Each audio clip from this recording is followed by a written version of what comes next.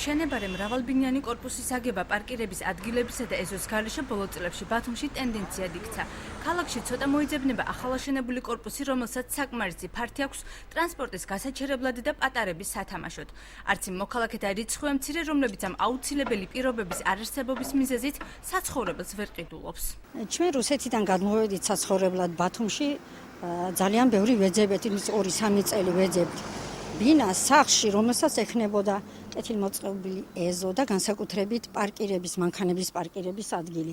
მაგრამ ჩვენ ასეთი სახლი ვერ ვნახეთ, ბათუმში არ არის. ახალ კორპუსებს არა აქვს ეს პარკირების ადგილი და იმ სახლებს, რომელსაც ეს აქვს, ძვირია, სამაგაც ძვირია, ასე რომ რუსები რომ იტყვიან ნიდლია ტრუდავოვა ნაროდა. რეგულაციები, რომლებმაც შესაბამისი სტანდარტით მშენებლობა უნდა უზრუნველყოს, მიმდინარე წლის იანვრიდან გამკაცრდა. საცხოვრებლისა და თავისუფალი ფართის თანაფარდობა ზონების მიხედვით განისაზღვრა. ძველი ბათუმის ტერიტორიაზე ფართის 70% კორპუსს, 30 კი ეზოს უნდა დაეთმოს. ქალაქის ძირითად ნაწილში თანაფარდობა 50-50-ია. პერიფერიულ ნაწილში კი საცხოვრებელზე 40, ხოლო ეზოსა და პარკირების ადგილზე ფართის 60% მოდის. მშენებლობის ნებართვის გაცემა ხდება მიწა-სარგებლობის გენერალოგიებისა და კონკრეტული ფუნქციური ზონირების რუკის თანახმად.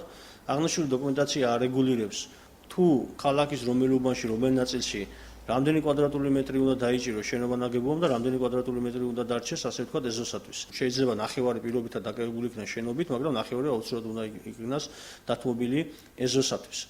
ბუნებრივია რეგულაციების გამკაცრება გარკვეულად შესაძლოა აისახოს მშენებლობის ნებართვის ტემპზე, რიცხვზე, თუმცა ჩვენ მივდივართ მაინც ასეთ ნაბიჯზე. ქალაქის მერის მოვალეობის შემსრულებელი აცხადებს, რომ გაცილებით ადვილია მშენებლობების კონტროლი იმ მიწის ნაკვეთებზე, რომელსაც თვითმმართველობა გარკვეული პირობით ასხვისებს.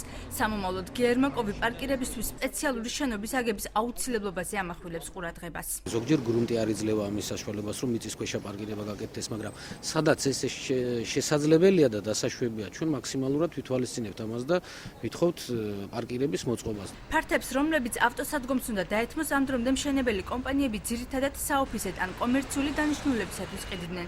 იმის გამო, რომ იგივე ფართი არ დაკარგონ, იძულებულები ხდებიან ავტოფარეხი მიწის ქვემოთ მოაწყონ, თუმცა ამბობენ, რომ ეს ბინების გაძვირებას იწვევს. თქმა უნდა, გაძვირდება სახლის ღირებულება, ფართის ღირებულება.